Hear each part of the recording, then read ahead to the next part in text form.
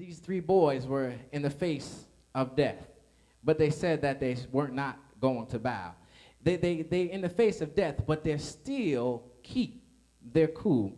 Shadrach, Meshach, and Abednego knew the ability of their God. They knew that these hands that they were in were the same hands that scooped out the valleys and formed the mountains. These hands were the hands that flung dust into space and lit it on fire and called it stars. His hands were the same hands that flung the sun into space, far enough to warm us, but not close enough to burn us. His hands were the same hands that put carpet on the ground and called it grass and then nailed it down with dandelions. His hands are the same hands that gave the bark to the dog, the meow to the cat, the ark to the pig, the moo to the cow, and the ribbit to the frog. I'm telling you, he was in some mighty good hands. And when you know who hands you are in, you can face any situation. Anybody in here ever had to put your life in God's hands? Anybody in here ever had a situation where you had to place yourself in God's hand where the enemy looked like he was going to have its way, and you nestled yourself right in God's hands because his hands are some mighty, mighty, mighty good hands. It's something on the inside. They had faith on the inside that their God was able to deliver. Okay, you're looking at me. Okay, let me see. Okay. If y'all can just give me some amens, we can go and watch the Super Bowl, and we can begin on with this. But now I got to illustrate my point. Elder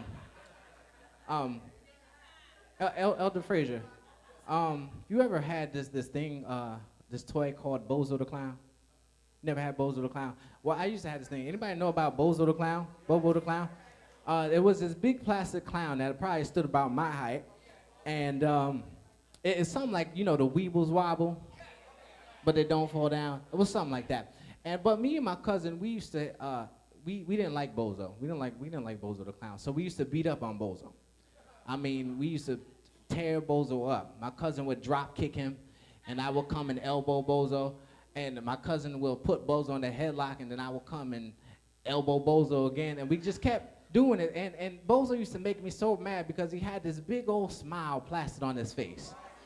But every time we would knock Bozo down, somehow Bozo always came back up.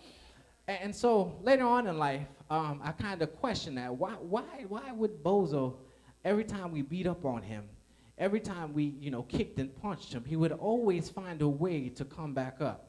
But then I found out that Bozo had something on the inside of him. And because Bozo had something on the inside of him, it always allowed him to come back up. So whatever situations in life that you go through, as long as you got your faith on the inside, as long as you got your joy on the inside, you can always come back up. But watch this. Bozo went down with a smile, and Bozo came back up with a smile.